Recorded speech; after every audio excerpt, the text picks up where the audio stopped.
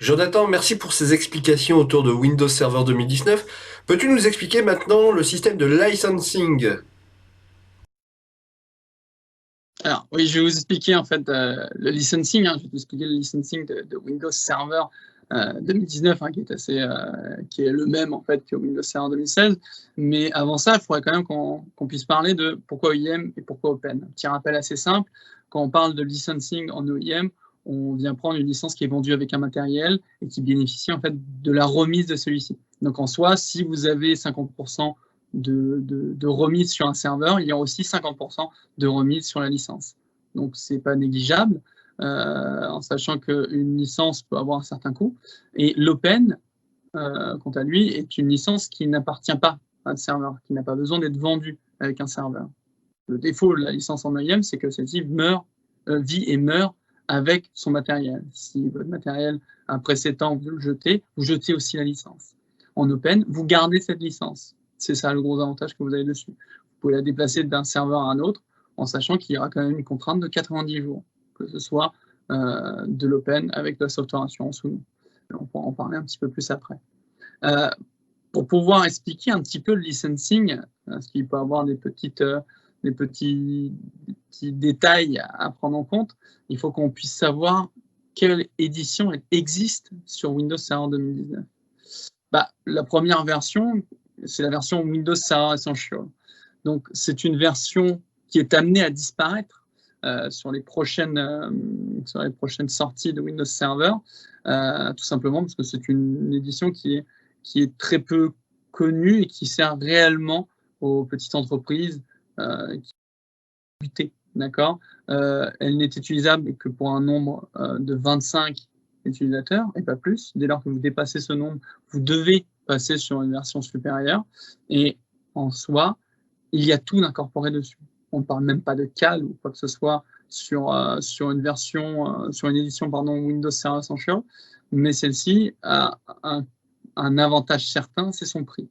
D'accord. Elle est vraiment très économique, d'accord, pour toutes les entreprises qui vont commencer. La version la plus utilisée, la plus vendue, ça va être Windows Server Standard, qui vient inclure toutes les fonctionnalités de Windows Server, hormis Azure Stack HCI.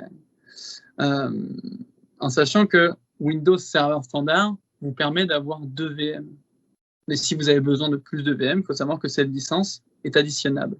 Donc si vous avez besoin de 4 ou de 6 VM, vous aurez la possibilité de pouvoir prendre 1 ou 2 licences supplémentaires, ainsi de suite. Si vous avez pu regarder sur le côté, au niveau de ma slide, j'ai des petits astérix avec le prix. C'est des prix approximatifs et non remisés. D'accord. N'oubliez pas, on peut remiser chez un constructeur ou un partenaire 30, 40, 50%, peu importe l'accord que vous avez avec votre partenaire. Mais donc, du coup, la licence en elle-même prendra la même remise. L'addition de Windows Server, qui est la premium, la version au-dessus des autres, c'est Windows Server Data Center. Donc, celle-ci vous permet d'avoir toutes les fonctionnalités de Windows Server ainsi que Azure Stack HCI. Et pour le coup, vous permet d'avoir un nombre illimité de machines virtuelles. Donc, c'est super parce que en soi, vous n'avez même plus la problématique de se dire est-ce que je vais venir acheter des licences supplémentaires par rapport au nombre de VM que je vais avoir besoin. En sachant que le nombre de VM dans une entreprise peut très bien évoluer avec le temps. Et avec une version data center, vous n'avez même plus besoin d'y penser parce que celle-ci vous permet d'avoir un nombre illimité de VM. Alors, n'oubliez pas une chose, c'est que l'OEM, le gros défaut de celle-ci, c'est qu'elle est attachée à un serveur. Et du coup, en soi, comme je l'ai dit et je le répète, même si c'est un faux argument pour ma part, si jamais votre serveur doit être changé, à ce moment-là, il vous faudra racheter une nouvelle licence OEM ou Open, par rapport à votre choix. Mais du coup, juste pour faire un tout petit point là-dessus, sachez que si vous achetez en Open, parce que vous dites que vous voulez garder la licence, vous achetez une version Windows Server 2012, par exemple, il y a 7 ans, et que vous avez payé plus cher votre licence en vous disant je vais la garder pour mon serveur quand je vais le remplacer. Et le serveur, aujourd'hui, sont testés et sont optimisés pour les versions d'aujourd'hui. Donc, ça veut dire qu'une version Windows Server 2012 que vous avez achetée il y a 7 ans bah, fonctionnera beaucoup moins bien qu'une version Windows Server 2019. Et c'est totalement logique. Donc, en soi, au bout d'un moment, vous allez devoir racheter une licence. Et c'est dommage, parce que si vous l'aviez acheté en OEM, eh ben, vous aurez économisé de l'argent qui vous aurait permis, en changeant votre serveur, de pouvoir acheter une nouvelle version de Windows Server à moindre prix en la prenant en OEM. Et le défaut de la prendre en OEM en disant que voilà, elle vit, elle meurt avec le serveur, bah, faut se dire qu'en OEM, il y a une version bis de Data Center qui est la version Reassignment. C'est une version qui s'achète en OEM, mais qui a les mêmes vertus qu'une licence en open. Celle-ci a la possibilité de pouvoir être bougée tous les 90 jours d'un serveur à un autre. Et du coup, bah, a les mêmes avantages que la version de base, c'est-à-dire avoir le nombre illimité de VM. Bien sûr, celle-ci est légèrement plus chère, mais peut avoir la même remise, le même taux de remise que le serveur. Donc voilà, c'est quelque chose à prendre en compte.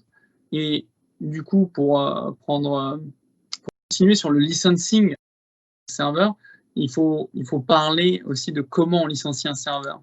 Donc, cette slide qui est assez généraliste va vous montrer qu'en réalité, toute licence Windows Server doit être licenciée sur un nombre de cœurs de 16 cœurs. En soi, sur un serveur, prenez un exemple concret qu'on va regarder de suite ensemble en prenant un dessin. Hop.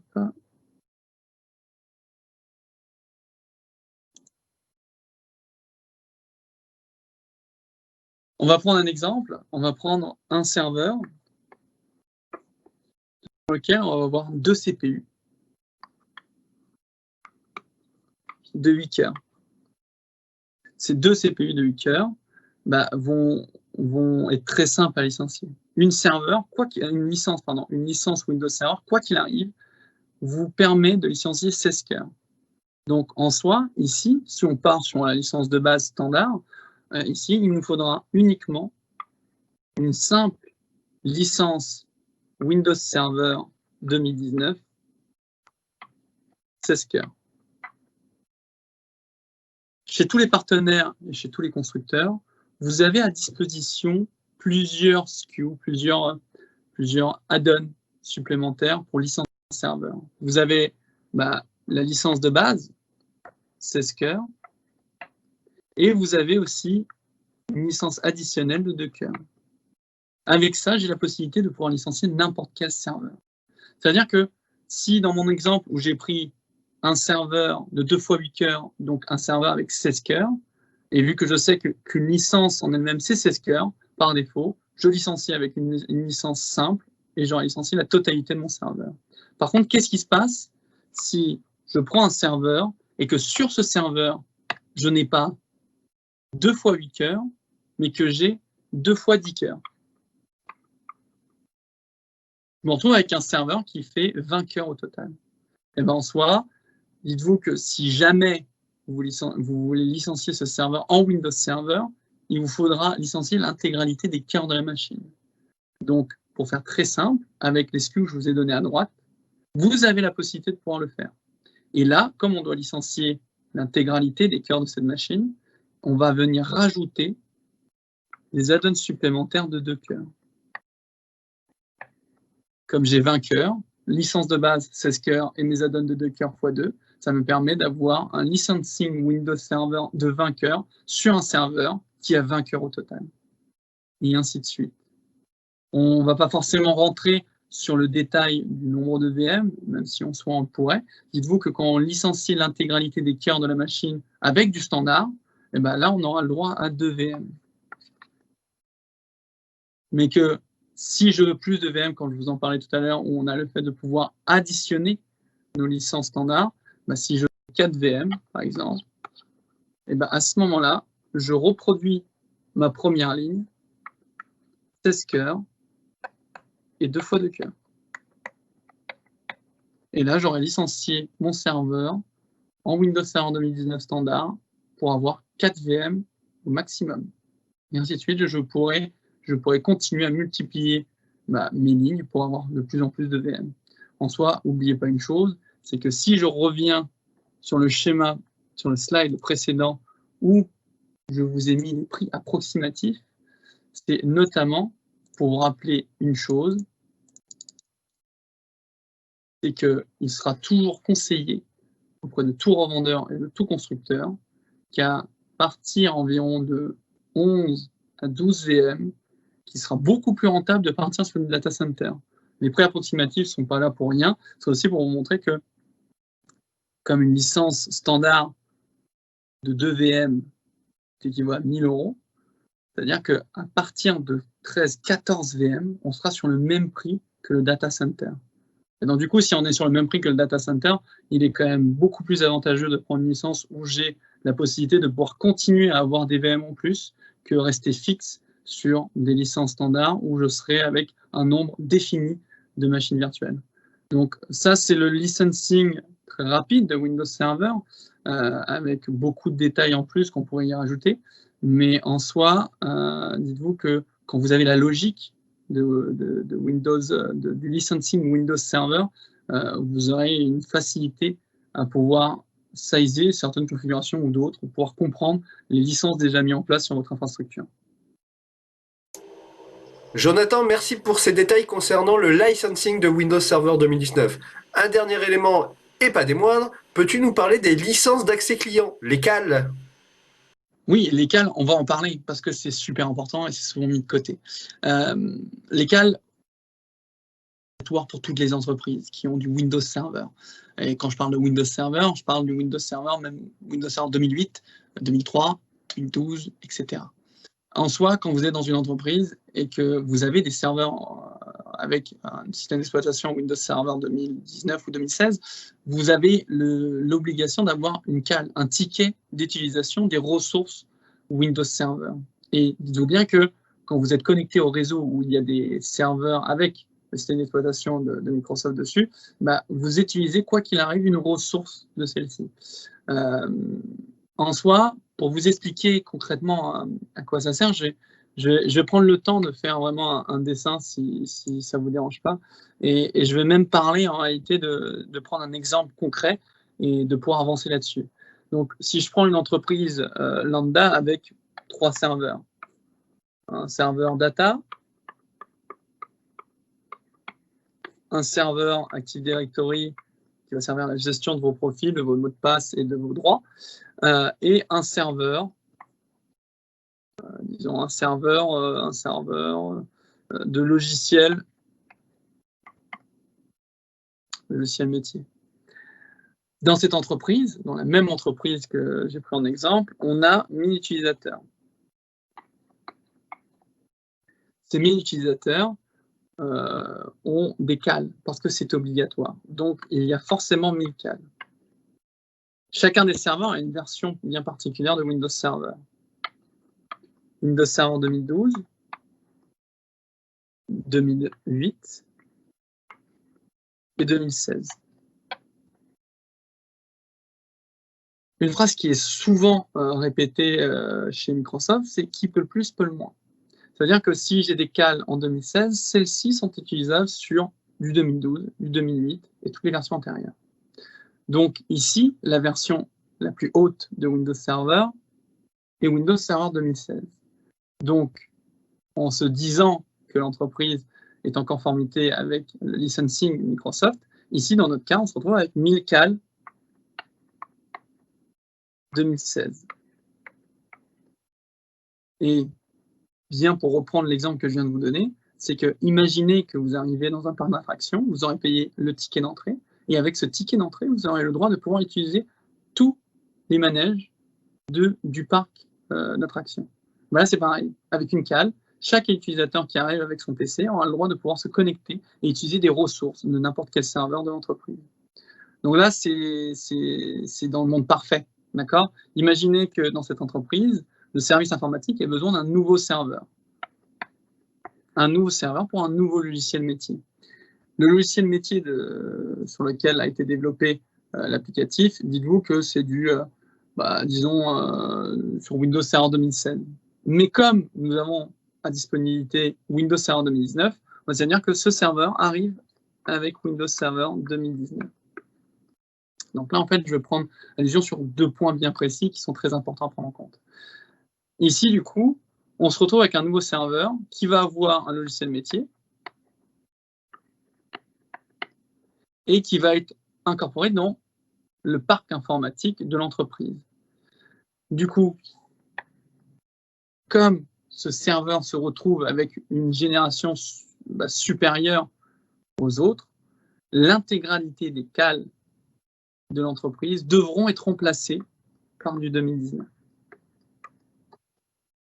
Et ça, peu importe le nombre de personnes qui vont utiliser ce serveur-là, comme le serveur sera visible sur le parc informatique, sur le réseau de l'entreprise, à ce moment-là, l'intégralité des utilisateurs vont, sans le savoir, utiliser des ressources de Windows Server 2019.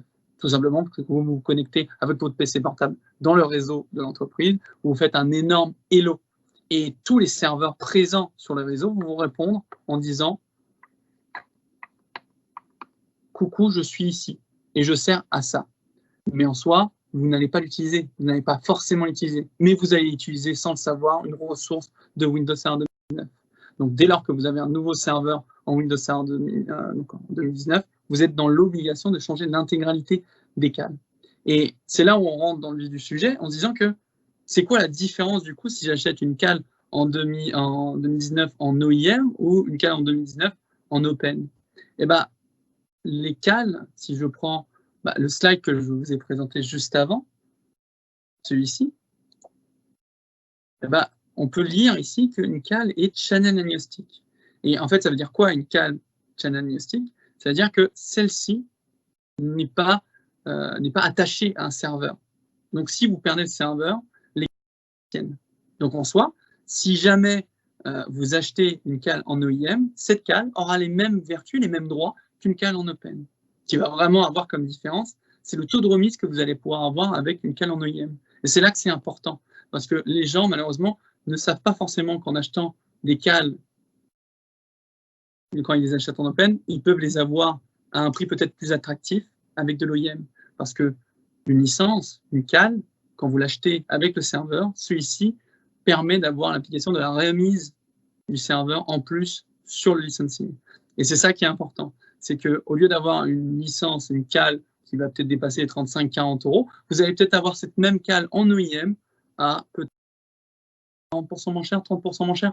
C'est autre chose, mais sachez simplement qu'il est très important de se dire que les CAL, c'est obligatoire, qu'on a la possibilité de les payer moins cher, de pouvoir contacter son constructeur, le partenaire revendeur avec qui vous travaillez, pour avoir en fait cette demande de savoir est-ce qu'il est possible pour mon infra où je veux venir faire un upgrade de mes serveurs, de pouvoir avoir des CAL à moindre coût en utilisant en fait le système OEM. Et c'est là que c'est super important. Et du coup, c'est très rapide, c'est très bref ce que je suis en train de vous raconter sur les CAL. On pourrait parler notamment des CAL RDS, des CAL utilisateurs, mes devices. Ça, c'est quelque chose qu'on pourrait être amené à voir bien plus tard si vous le souhaitez, mais en sachant que les CAL, c'est obligatoire pour chaque utilisateur et pour chaque entreprise. Jonathan, merci pour ces explications. J'en suis sûr qu'elles ont été utiles à l'ensemble de nos amis revendeurs. Si vous avez des questions, n'hésitez pas à nous rejoindre sur le stand. On se fera un plaisir de vous accueillir et de répondre à l'ensemble de vos questions. Je vous dis à très bientôt. Au revoir.